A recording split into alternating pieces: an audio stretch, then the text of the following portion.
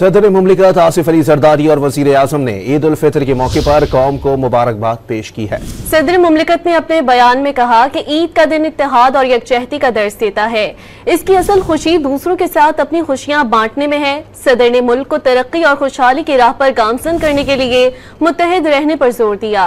वजीर आजम शहबाज शरीफ ने कहा कि ईद उल फितर का दिन शुक्रगुजारी, अखुवत और हमदर्दी का दर्ज देता है।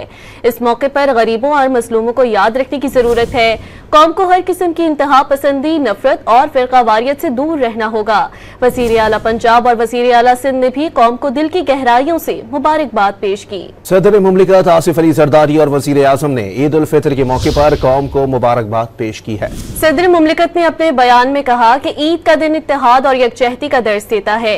इसकी असल खुशी दूसरों के साथ अपनी खुशियां बांटने में है।